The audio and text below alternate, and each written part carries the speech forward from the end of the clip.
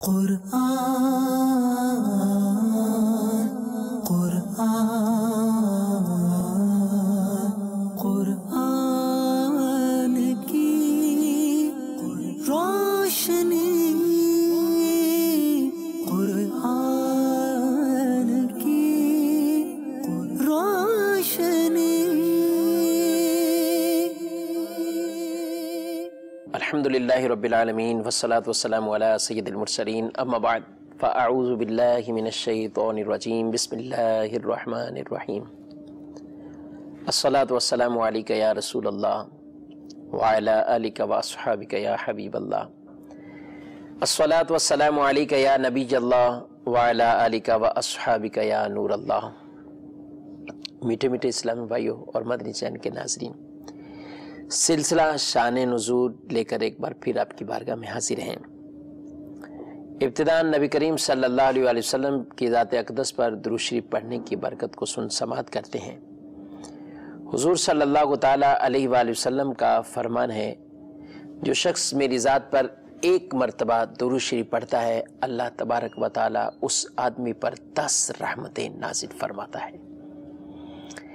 اب نبی کریم صلی اللہ علیہ وسلم کی ذات اقدس پر ایک مرتبہ درود شریف پڑھنے والے پر 10 اللہ کی رحمتیں نازل ہوتی ہیں، تو آپ اندازہ کیجئے کہ جو شخص کثرت کے ساتھ درود شریف پڑھتا ہو، ایک ایک درود کے بدلے میں 10 گنا برکات اس کو زیادہ ملتی ہیں اور اس کا اضافہ ہوتا ہے۔ اللہ کریم ہمیں کثرت سے درود شریف پڑھنے کی سعادتیں عطا فرمائے۔ صلو علی الحبیب صلی اللہ تعالی علی محمد صلی اللہ علیہ وآلہ وسلم۔ سلسلہ شان نزول لے کر حاضر ہیں، اور اس سلسلے میں ہم بطور خاص کسی ایک آیت مبارکہ اور اس سے متعلق احادیث طیبہ، روایات اور مسلمانوں کا جو عقیدہ ہے، اس سے مسلم عقیدہ، اس کو ہم سنتے ہیں، سماعت کرتے ہیں۔ قرآن مجید فرقان حمید اس رب عز و جل کا بے مثل کلام ہے، اور وہ رب کون؟ جو اکیلا معبود، تنہا خالق اور ساری کائنات کا حقیقی مالک ہے۔ وہی تمام جہانوں کو پالنے والا اور پوری کائنات کے نظام کو مربوط ترین انداز میں چلانے والا ہے۔ دنیا و آخرت کی ہر بھلائی حقیقی طور پر اسی کے دستے قدرت میں ہے۔ وہ جسے چاہتا ہے عطا کرتا ہے، اور جسے جس چیز سے چاہے محروم کر دیتا ہے۔ وہ جسے چاہے عزت دیتا ہے، اور جسے چاہے ذلت اور رسوائی سے دوچار کر دیتا ہے۔ وہ جسے چاہے ہدایت دیتا ہے، اور جسے چاہے گمراہ کر دیتا ہے۔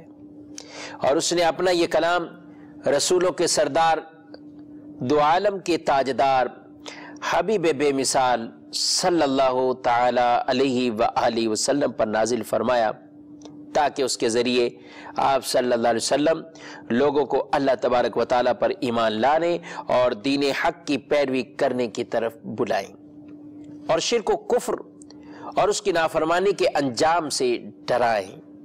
لوگوں کو کفر و شرک اور گناہوں کی تاریک راستوں سے نکال کر ایمان اور اسلام کے روشن اور مستقیم راستے کی طرف ہدایت دیں، اور ان کے لیے دنیا اور آخرت میں فلاح و کامرانی کی راہیں آسان فرمائیں۔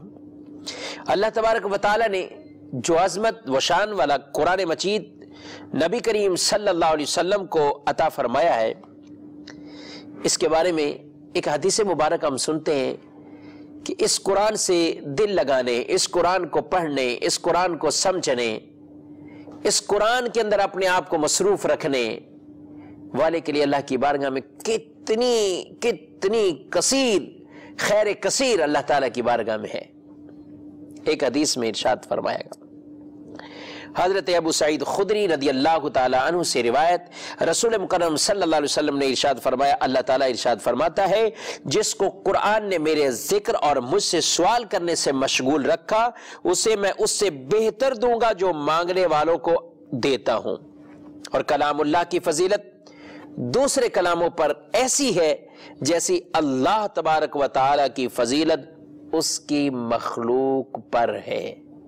یہاں قرآن کے بھی مرتبے اور مقام کو واضح کر دیا، اور اللہ تبارک و تعالی نے یہاں یہ بھی ارشاد فرما دیا ہے کہ میں ان کو جو قرآن مجید فرقان حمید کی وجہ سے وہ مجھ سے سوال نہیں کرتے، قرآن میں مشغول ہیں، اللہ تبارک و تعالی ان کو بن مانگے عطا فرماتا ہے، ان کی حاجتیں، ان کی مرادیں پوری فرماتا ہے۔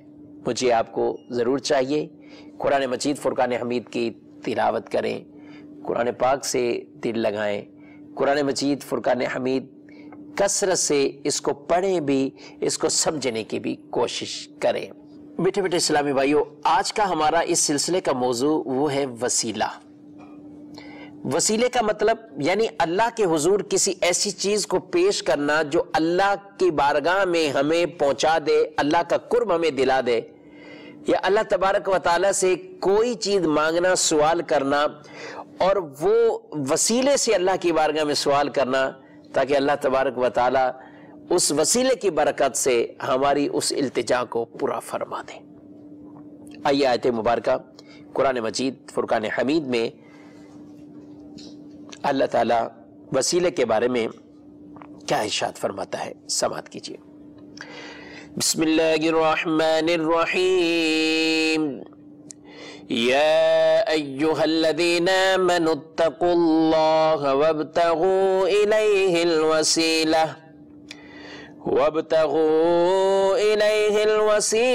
وجاہدوا فی سبیلہ لعلکم تفلحون۔ ترجمہ کنز الایمان، اے ایمان والو، اللہ سے ڈرو اور اس کی طرف وسیلہ ڈھونڈو اور اس کی راہ میں جہاد کرو، اس امید پر کہ فلاح پاؤ۔ اس آیت مبارکہ میں واضح طور پر ارشاد فرمایا گیا، اے لوگو، اللہ سے ڈرو اور وسیلہ تلاش کرو۔ اب یہ وسیلہ یہ کیا ہے؟ وسیلہ کہتے ہیں جس کے ذریعے اللہ کا قرب حاصل ہو جائے، وہ وسیلہ ہے، وہ ذریعہ ہے۔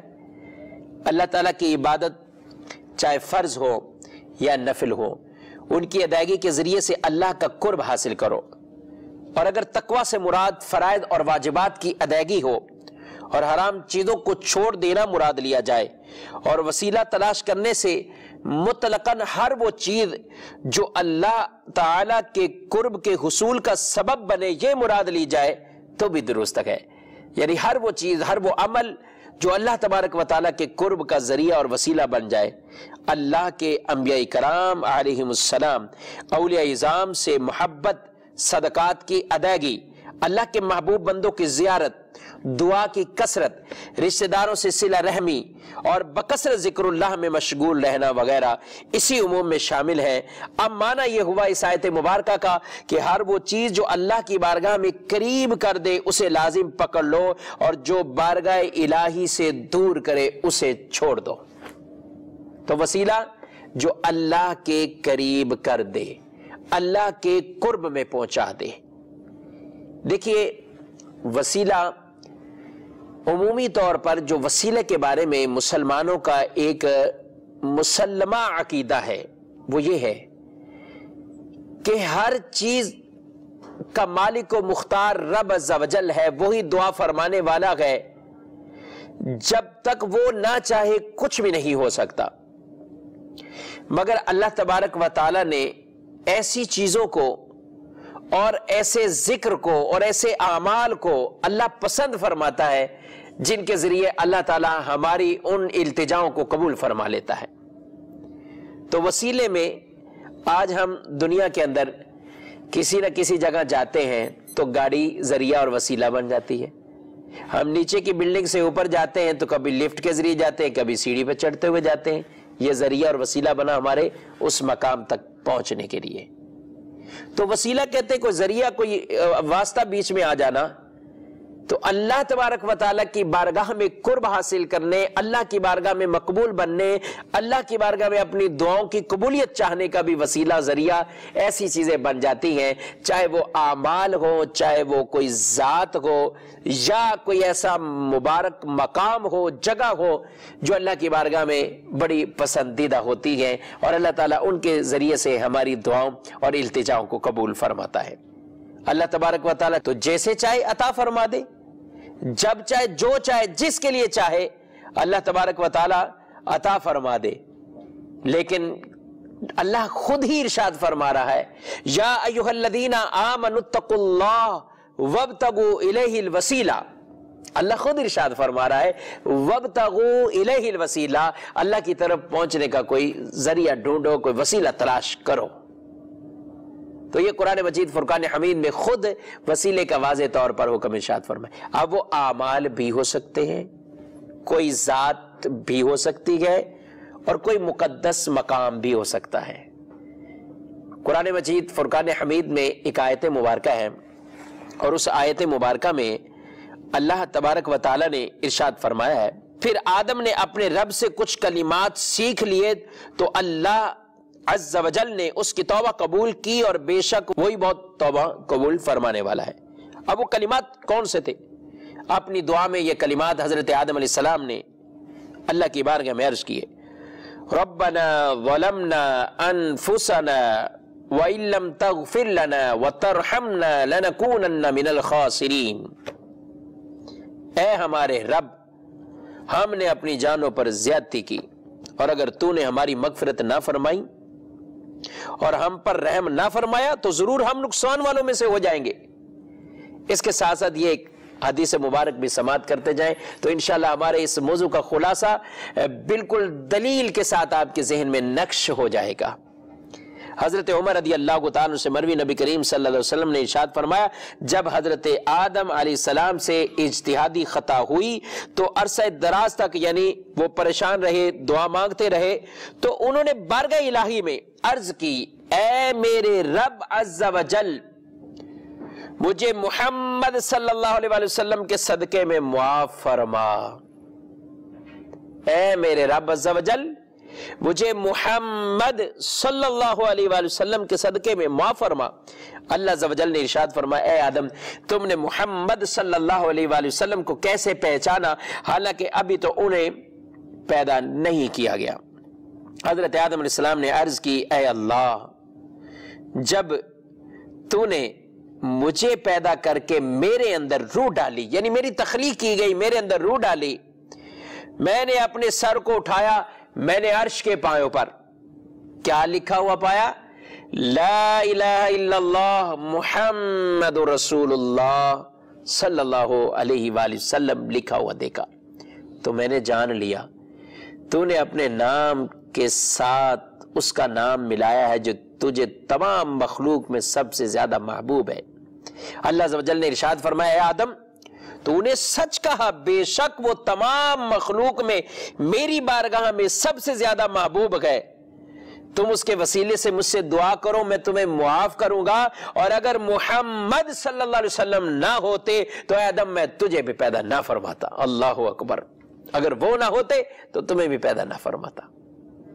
یہ روایت ہمیں کس چیز کو واضح طور پر بیان فرما رہی ہے کہ حضرت آدم علیہ السلام نے اس وقت اللہ کے حضور وسیلہ پیش کیا نبی کریم علیہ السلام کا کہ جب حضور علیہ السلام ابھی دنیا میں آئی نہیں ہے، آپ کی تخلیق نہیں ہوئی، آپ پیدا نہیں ہوئے، ابھی صرف حضرت آدم علیہ السلام ہے، اور آپ اپنی اس اجتہادی خطا کی اللہ سے معافی مانگ رہے، ایک طویل عرصے تک دعا کرتے رہے، اور پھر حضور کا وسیلہ دے کر انہوں نے دعا مانگی اور اللہ نے ان کی دعا کو قبول فرمایا ہے۔ اور پھر فرمایا واضح طور پر قرآن مجید فرقان حمید میں اس بات کو ارشاد فرمایا کہ انہوں نے اپنے رب سے وہ کلمات سیکھ لیے۔ قربان جائے، حضرت آدم علیہ السلام کی دعا بھی قبول ہو رہی ہے، تو میرے اور آپ کے پیارے نبی خاتم النبیین شفیع المذنبین صلی اللہ علیہ وآلہ وسلم، آقا صلی اللہ علیہ وسلم کے صدقے میں ان کے وسیلے سے ان کی دعا قبول ہو رہی ہے۔ تو یہ ہے نبی پاک صلی اللہ علیہ وسلم کا وسیلہ اللہ کے حضور پیش کرنا۔ اب چاہے حضور السلام کا وسیلہ دیا جائے، کسی صحابی کا دیا جائے، کسی ولی کا دیا جائے، کسی مقدس مقام کا وسیلہ اللہ کے حضور دیا جائے، تو اللہ تبارک و تعالی ان مبارک چیزوں کی وجہ سے، ان مبارک ہستیوں کی وجہ سے، اور اگر کوئی اعمال کا وسیلہ دے کر پیش کرتا ہے اللہ کے حضور، تو اللہ مبارک ان اعمال کی وجہ سے بندوں کی دعاؤں کو قبول فرماتا ہے۔ اس کا بھی حدیث پاک میں تفصیل سے اس کا تذکرہ اور ذکر موجود ہے۔ تو وسیلہ، اس کے بارے میں ہمارا عقیدہ، ہمارا ایمان وہ یہ ہے کہ اللہ تبارک و تعالیٰ کی بارگاہ میں یہ بزرگ ہستیاں ہیں، یہ مبارک مقام ہے، یہ مبارک چیزیں ہیں جو اللہ کی بارگاہ میں وسیلہ بن جاتی ہیں، اور وہ چاہے کوئی بھی اس طرح کی مبارک شے ہے۔ آپ حرم شریف جاتے ہیں، جگہ جگہ کہا گیا یہ مقبولیت کی جگہ ہے، یہ مقبولیت کی جگہ ہے، یہاں دعا قبول ہوتی ہے، یہاں یہ فضیلت مل جاتی ہے، یہ بڑی قرب والی جگہ ہے۔ قرآن میں فرمایا ہنالک دعا زکریا ربا، حضرت مریم کے محراب کو کہا گیا کہ یہاں زکریا علیہ السلام نے کھڑے ہو کر اپنے رب سے دعا مانگی، اللہ نے ان کی دعا کو قبول فرمایا اور انہیں بیٹے کی بشارت عطا فرما دی، انہیں بیٹے کی بشارت عطا فرما دی۔ تفصیل سے قرآن مجید فرقان حمید کے اندر سورہ آل عمران میں یہ واقعہ بھی موجود ہے۔ تو اللہ کے حضور کسی چیز کا وسیلہ دینا بالکل یہ جائز ہے، اور شرعاً اس میں کوئی کسی طرح کا حرج نہیں ہے۔ آئیے میں آپ کو چند احادیث طیبہ، بخاری شریف کی حدیث ہے، حضرت عمر بن خطاب رضی اللہ تعالی عنہ حضرت عباس بن عبد المطلب کے وسیلے سے بارش کی دعا کرتے اور عرض کرتے، کیا اللہ کی بارگاہ میں عرض کرتے؟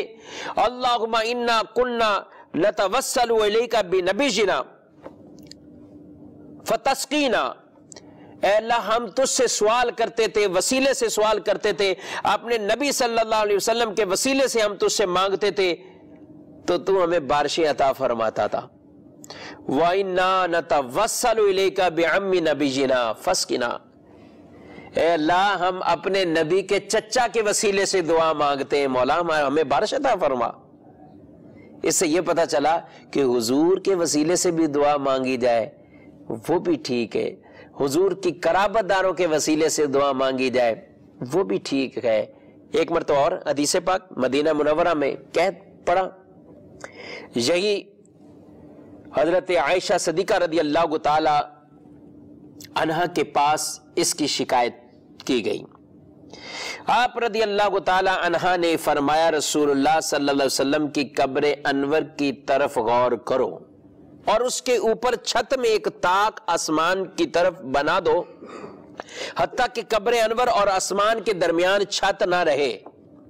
لوگوں نے ایسا ہی کیا، فرماتے ہیں تو ہم پر اتنی بارش برسی کہ چارہ اگ گیا اور اونٹ موٹے ہو گئے۔ اللہ اکبر، اونٹ موٹے ہو گئے حتیٰ کہ چربی سے گویا کہ پھٹ پڑے، اور اس سال کا نام عام الفتق یعنی پھٹن کا سال رکھا گیا۔ اتنی بارش عطا کی گئی۔ وسیلہ کس چیز کو بنایا گیا؟ نبی پاک صلی اللہ علیہ وسلم جس مبارک حجرے کے اندر آپ کا جو روضہ مبارک، جو حجرہ مبارک، چونکہ وہی آپ صلی اللہ علیہ وسلم کا وہ حجرہ مبارکہ تھا، وہی آپ کا مدفن بنا، اور وہ اسی روضہ مبارکہ کی آج ہم مواجہ شریف پر پہنچ کر زیارت کرتے ہیں۔ اللہ کریم بار بار ہمیں یہ حاضریاں عطا فرمائے۔ فرمایا کہ اس کے اور چھت کے درمیان آپ صلی اللہ علیہ وسلم کی قبر انور اور آسمان کے درمیان بیچ میں چھت حائل نہ ہو، کچھ ایسا سوراخ، کچھ ایسا طاق بنا دیا جائے۔ جب آسمان نے قبر مبارک کی زیارت کی ہے تو پھر آسمان بھی برس پڑا ہے، اور ایسی بارش ملی کہ لوگوں کا قید جو ہے وہ ختم ہو جاتا ہے۔ یہ ہے نبی کریم صلی اللہ علیہ وآلہ وسلم کے وسیلہ، یہ حضور کے مبارک قبر کا وسیلہ بنایا گیا۔ بلکہ خود نبی پاک صلی اللہ تعالی علیہ وسلم، ابن ماجہ کی حدیث ہے، آپ نے خود وسیلے کی تعلیم ارشاد فرمائی ہے۔ کیا ارشاد فرمائی؟ نبی پاک صلی اللہ علیہ وسلم کے پاس ایک نابینا شخص بارگاہ رسالت میں حاضر ہو کر دعا کا طالب ہوا، تو ان کو آپ صلی اللہ علیہ وسلم نے یہ ارشاد فرمایا کہ جو اللہ کے حضور دعا مانگو۔ کیسے دعا مانگنی ہے؟ अल्लाहुम्मा इन्नी अस्अलुका व अतवज्जहु इलैका बिमुहम्मदिन नबिय्यिर रहमा या मुहम्मदु इन्नी कद तवज्जहतु बिका इला रब्बी फी हाजती हाज़िही लितुक़दा ली अल्लाहुम्मा फशफ़िअहु फिज्जा। ऐ अल्लाह, मैं तुझसे सवाल करता हूं और तेरी तरफ नबी रहमत सल्लल्लाहु ताला अलैहि व आलिहि वसल्लम के साथ मुतवज्जे होता हूं। ऐ मोहम्मद सल्लल्लाहु अलैहि वसल्लम, मैंने आप सल्लल्लाहु अलैहि वसल्लम के जरिए से, वसीले से अपने रब की तरफ अपनी इस हाजत में तवज्जो की ताकि मेरी हाजत पूरी कर दी जाए। ऐ अल्लाह, इनकी शफात को मेरे हक में कबूल फरमा। ऐ अल्लाह, इनकी शफात को मेरे हक में कबूल फरमा।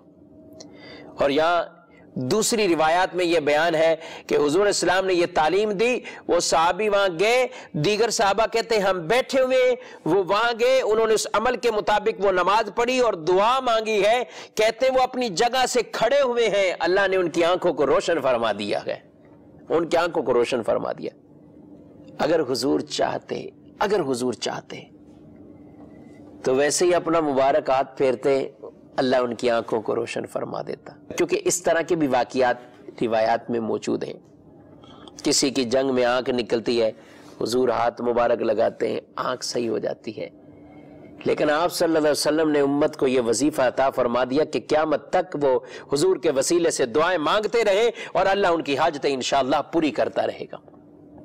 और यहाँ एक बात समझनी है कि हदीस मुबारक में जो अल्फाज हैं, इस दुआ में इन अल्फाज को या मुहम्मद जो आए, उनकी जगह पर हमें या नबी अल्लाह, या रसूल अल्लाह, या हबीब अल्लाह, इस तरह के कलिमात, या नबी अल्लाह, या रसूल अल्लाह, इस तरह के कलिमात हम उस मकाम पर जो गए वो अदा करेंगे।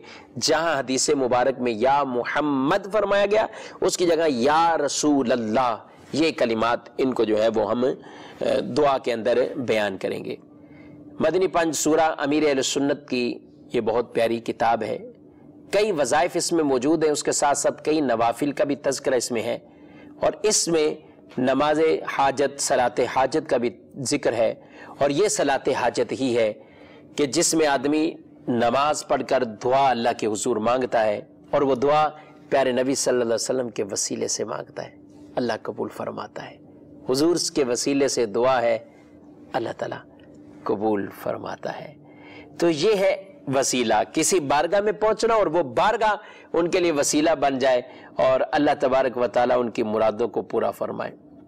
वसीले का इनकार कैसे किया जा सकता है, जबकि कुरान मजीद में अल्लाह ताला क्या इरशाद फरमा रहा है। एक दूसरी आयत मुबारका है, समाअत करते हैं। अल्लाह ताला क्या फरमाता है, फरमाया वलौ अन्नहुम इज़ ज़लमू अनफुसहुम जाऊका फस्तगफरुल्लाह वस्तगफर लहुमुर रसूल लवजदुल्लाह तव्वाबर रहीमा। इरशाद फरमाया, और अगर जब वो अपनी जानों पर जुल्म कर बैठे तो ए हबीब तुम्हारी बारगाह में हाजिर हो जाते। जब वो अपनी जानों पर जुल्म कर बैठे थे और ए हबीब तुम्हारी बारगाह में हाजिर हो जाते, फिर अल्लाह से माफी मांगते और रसूल भी उनकी मगफरत की दुआ फरमाते, तो जरूर अल्लाह को बहुत तौबा कबूल करने वाला मेहरबान पाते। सुभान अल्लाह। तर्जमा कंजुल ईमान। और अगर जब वो अपनी जानों पर जुल्म करें तो ए महबूब तुम्हारे हुजूर हाजिर हों और फिर अल्लाह से माफी चाहें और रसूल उनकी शफाअत फरमाएं, तो जरूर अल्लाह को बहुत तौबा कबूल करने वाला मेहरबान पाएं। यह आयत मुबारक क्या हमें दर्स दे रही है, क्या इरशाद फरमाया जा रहा है। जुल्म कर लिया, मुस्तफा करीम अलैहिस्सलाम की बारगाह में आ जाएं। कौन सा जुल्म है? जुल्म, गुनाह कर लिए, अल्लाह की कोई नाफरमानी कर ली, गुनाह के काम कर लिए, आप आ जाएं बारगाह रिसालत में, अल्लाह के रसूल सल्लल्लाहु ताला अलैहि व आलिहि वसल्लम की बारगाह में आ जाएं और यहां आकर मुआफी मांगे और रसूलुल्लाह सिफारिश फरमा दे, रसूलुल्लाह शफाअत फरमा दे, अल्लाह को जरूर तौबा कबूल करने वाला और रहम करने वाला वो पाएंगे। आप जरा गौर कीजिए اس آیت مبارکہ کے اس حصے میں قیامت تک کے آنے والے مسلمانوں کو سرور دو جہاں صلی اللہ علیہ وآلہ وسلم کی بارگاہ میں حاضر ہو کر شفاعت طلب کرنے کا طریقہ بتایا گیا۔ چنانچہ ارشاد فرمایا کہ یہ لوگ اپنی جانوں پر ظلم کر بیٹھے تو اے محبوب آپ کی بارگاہ میں آ جائیں۔ یہ بارگاہ، یہ وہ کریم کی بارگاہ، گویا کہ یہ رب کی بارگاہ ہے۔ اللہ اکبر۔ یہاں کی رضا وہ رب کی رضا ہے، یہاں کی حاضری رب کریم کی بارگاہ میں حاضری ہے۔ یہاں آئیں اپنے گناہوں کی معافی طلب کرنے کے ساتھ حبیب رب العالمین صلی اللہ تعالیٰ علیہ وآلہ وسلم کی بارگاہ میں شفاعت کے لیے عرض کریں اور نبی مکرم صلی اللہ علیہ وسلم ان کی سفارش فرما دیں تو ان لوگوں پر اللہ عز و جل کی رحمت اور مغفرت کی بارشیں برسنا شروع ہو جاتی ہیں، اور اس پاک بارگاہ میں آ کر وہ خود گناہوں سے پاک ہو جاتے ہیں، وہ گناہوں سے پاک ہو جاتے ہیں۔ اور حضرت علیہ رحمہ نے کتنا پیارا ارشاد فرمایا۔ آپ فرماتے ہیں بندوں کو حکم ہے کہ نبی کریم علیہ السلام کی بارگاہ میں حاضر ہو کر توبہ اور استغفار کریں۔ اللہ تعالیٰ سمیع ہے، سننے والا ہے، اللہ تعالیٰ بصیر ہے، دیکھنے والا ہے، اللہ علیم ہے، علم والا ہے، اور اللہ تبارک و تعالیٰ ہر چیز کو، چھوٹی سی چھوٹی آواز، چھوٹی سی چھوٹی چیز جو اگر کسی آلے میں بھی اگر نہ آئے، خوردبین کے ذریعے بھی سے نہ دیکھی جائے، اللہ تعالیٰ اس باریک سے باریک ذرات سے بھی واقف ہے۔ اللہ کریم ایسا سمیع ہے، سننے والا، کہ پس سے پس، ہلکی سے ہلکی آواز تو آواز، دلوں میں اٹھنے والے خیالات کو جانتا ہے۔ انہ علیم بذات الصدور، وہ دنوں کے راز بھی جانتا ہے۔ لیکن اللہ تبارک و تعالیٰ نے معافی کا جو طریقہ ہے، فرمایا میرے محبوب کی بارگاہ میں آ جاؤ۔ لوگ ظلم کر بیٹھے، اے محبوب آپ کے پاس آ جائے اور آپ صلی اللہ علیہ وسلم ان کے لیے استغفار فرما دیں۔ اچھا، جو تو حضور کی ظاہری زندگی میں آتے رہے سو آتے رہے، حضور صلی اللہ علیہ وسلم سے سفارشیں طلب کی ہوں، آپ سے عرض گزاری کی ہو، وہ تو ایک جدا ہے۔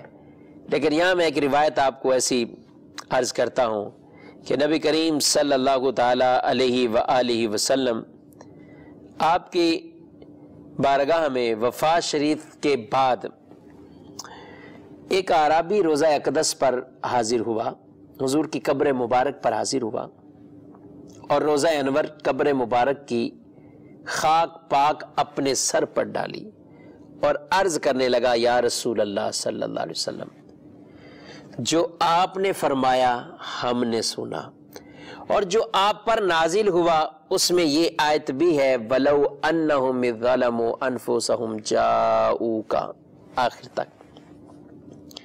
میں نے بے شک اپنی جان پر ظلم کیا، میں نے بے شک اپنی جان پر ظلم کیا، اور میں آپ صلی اللہ علیہ وسلم کی بارگاہ میں اللہ عز و جل سے اپنے گناہ کی بخشش چاہنے کے لیے حاضر ہوا ہوں۔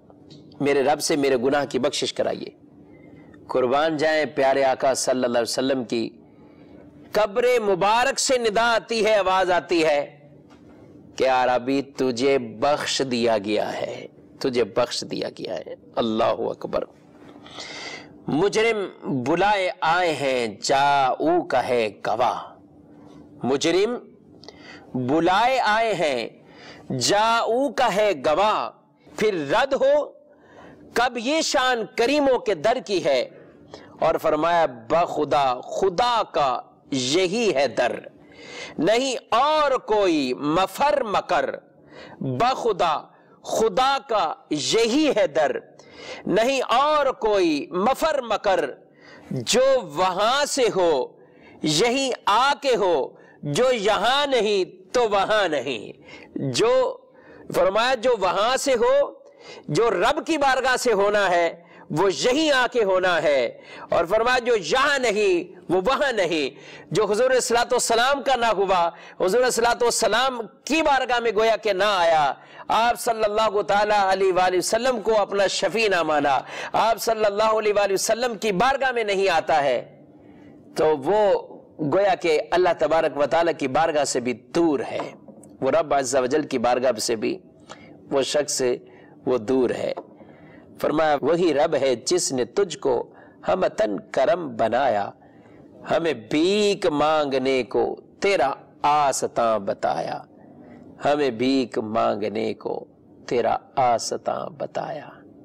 میٹھے میٹھے اسلام بھائیو، مدنی چینل کے ناظرین، یہ ہم سماعت کر رہے تھے کہ اللہ کی بارگاہ میں ایسے وسیلے پیش کرنا، چاہے وہ کسی ذات کا وسیلہ ہو، اللہ کے نبیوں کا وسیلہ ہو، اللہ کے اولیاء اعظام کا وسیلہ ہو، یا کوئی مقدس جگہ ہو، مقام ہو، اس کا وسیلہ دے کر رب کی بارگاہ میں دعا کی جائے۔ قرآن پاک میں مقام ابراہیم کے بارے میں فرمایا وَاتَّخِذُوا مِن مَقَامِ إِبْرَاهِيمَ مُصَلًّى، مقام ابراہیم کو نماز کی جگہ بناؤ۔ یہ وہ مقام ابراہیم جہاں اللہ کے نبی حضرت ابراہیم علیہ السلام کے پاؤں مبارک نقش ہو گئے تھے، اس پتھر پر پاؤں مبارک کے آپ کے جو گئے وہ نشان آ گئے۔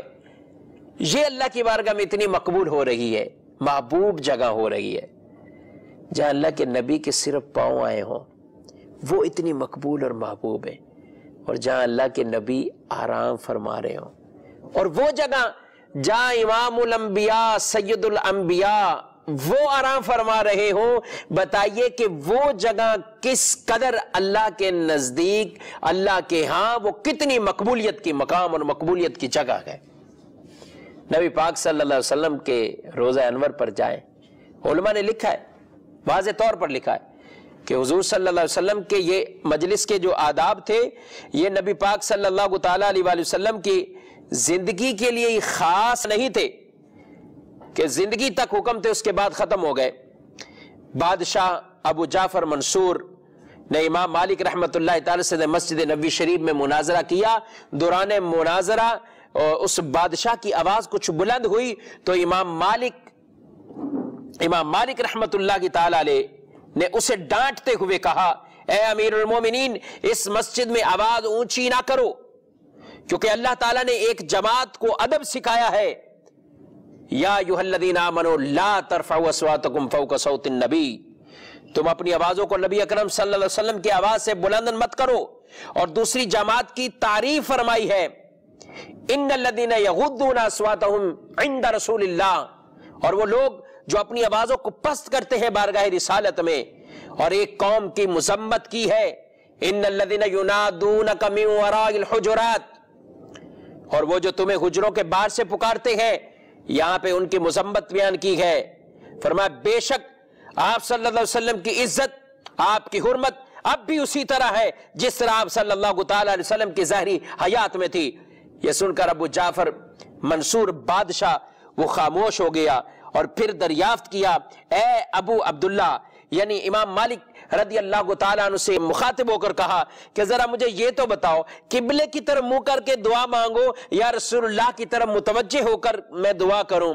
فرمایا تم کیوں حضور صلی اللہ علیہ وسلم سے منہ پھیرتے ہو، حالانکہ حضور صلی اللہ تعالیٰ علیہ وسلم تمہارے اور تمہارے والد حضرت آدم علیہ السلام کے بروز قیامت اللہ کی بارگاہ میں وسیلہ ہیں، بلکہ تم حضور صلی اللہ تعالیٰ علیہ وسلم کے روزے مبارک کی طرف متوجہ ہو جاؤ، اور حضور کے روزے مبارکہ کی طرف متوجہ ہو کر اللہ کے حضور دعائیں مانگو۔ مدنی چینل کے ناظرین یہ بات یاد رکھیں، دعا اللہ ہی قبول فرماتا ہے، اللہ تبارک و تعالیٰ ہی دعا قبول فرمانے والا ہے۔ لیکن کئی چیزیں جو بیان کی گئی ہیں، ایسے وسیلے ہیں اللہ کی بارگاہ میں پہنچنے کے لیے کہ اللہ ان کی وجہ سے ہماری دعاؤں کو جلد قبول فرما لیتا ہے۔ ایک اور روایت بڑی مشہور روایت ہے کہ کچھ افراد جو گئے وہ غار میں پھنس گئے، اب غار سے نکلنے کی کوئی سبیل نہیں تھی، تو آپس میں انہوں نے مشاورت کی کہ ہم کوئی اللہ کی بارگاہ میں اپنے اچھے عمل پیش کر کے دعا کریں، اللہ اس مصیبت سے چھٹکارا عطا فرمائے۔ انہوں نے پھر دعا کی اور وہ دعا مانگی، اس میں ایک دعا انہوں نے اپنے ایک آدمی نے آگے بڑھ کر اپنے ماں باپ سے کی گئی نیکی، ماں باپ سے کی گئی صلہ رحمی، ماں باپ کی گئی خدمت، اس خدمت کو اللہ کے حضور پیش کر کے انہوں نے دعا مانگی، اللہ تعالیٰ نے ان کی دعا کو قبول فرمایا۔ بقیہ نے بھی اپنے اعمال کو اللہ کے حضور پیش کیا اور ان کے وسیلے سے دعا مانگی۔ تو چاہے کوئی عمل ہو، وہ نماز بھی ہو سکتی، وہ صدقہ بھی ہو سکتی، وہ خیرات بھی ہو سکتی ہے، وہ آپ کا کوئی اور عمل، تلاوت کلام پاک کرنا، اللہ سے دعا ہی کثرت سے مانگنا، یہ ایسی چیزیں ہیں کہ جو اللہ تبارک و تعالیٰ کا قرب عطا فرما دیتی ہیں، جو اللہ تبارک و تعالیٰ کے قرب میں آدمی کو پہنچا دیتی ہیں۔ الحمدللہ۔ اور ہاں جی ہاں، बुजुर्गान दीन के मज़ारात हों, औलिया कराम के मज़ारात हों। अल्हम्दुलिल्लाह हम रबीउल सानी शरीफ में हुजूर गौस सकलैन रदी अल्लाह तआला अन्हु आपकी सीरत मुबारका, आपकी 11वीं शरीफ बड़ी शौक ज़ौक़ से मनाई जाती है। आपके लिए इसाले सवाब होते हैं, आपके वसीले से दुआएं की जाती हैं और उस शाक आपके मज़ार पर हाजिरी देते हैं, आपकी बारगाह में हाजिरों को सलाम पेश करते हैं। इन बुजुर्गों से क्या मिलता है? आप देखिए इमाम शाफी रहमतुल्लाह ताला अलैह, वो जिनके लाखों के हिसाब से मुक्तदी है, आप पेशवा हैं, इमाम हैं, चारों आइमा में से एक इमाम शाफी रहमतुल्लाह ताला अलैह।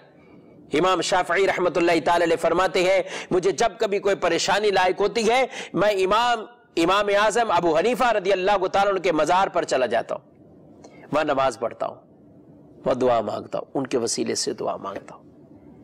अभी मैं वहां से उठता नहीं हूँ, मेरी हाजत अल्लाह पूरी फरमा देता है। दुआ अल्लाह नहीं कबूल फरमानी है, लेकिन ये जरिए बन जाते हैं, ये वसीले बन जाते हैं, ये अल्लाह की बारगाह में जो पहुंचे हुए हैं, अल्लाह का कुर्ब जो हासिल किए हुए हैं।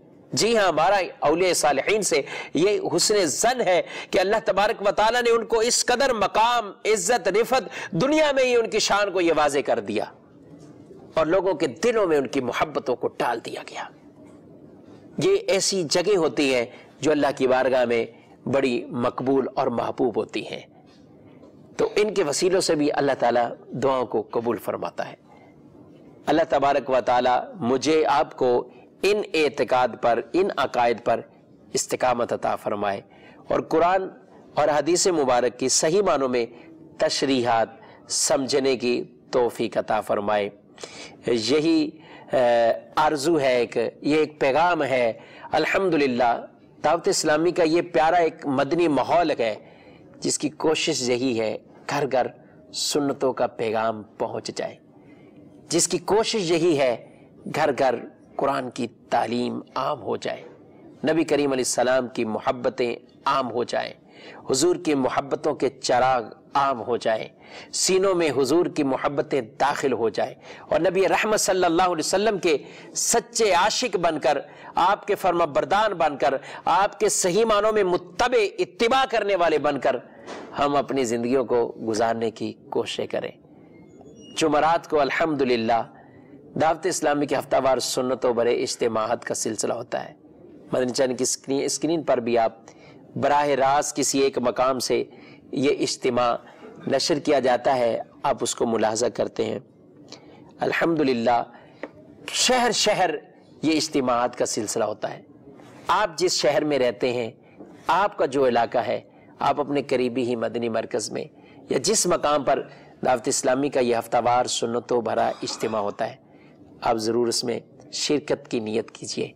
अल्हम्दुलिल्लाह ये इज्तिमा भी एक ऐसी बाबरकत जगह है, इतने लोगों का जमा होना, अल्लाह से मांगना, मुआफ़ी मांगना, इस्तिग़फ़ार करना, ये बड़ी मकबूलियत वाली जगह है, मकबूलियत वाले मकाम होते हैं। न जाने किसकी दुआ, किसकी तौबा, किसी का इस्तिग़फ़ार, किसी का जिक्र, किसी का दुरूद अल्लाह की बारगाह में इतना मकबूल हो जाए कि हमारा भी बेड़ा पार हो जाए। अल्लाह करीम रब्बुल इज़्ज़त जल्ला वाला हम सबको अमल करने की तौफीक अता फरमाए। अल्लाह करीम हम सब का हामी और नासिर, आमीन बिजाहिन नबीजिल अमीन सल्लल्लाहु अलैहि वसल्लम। कुरान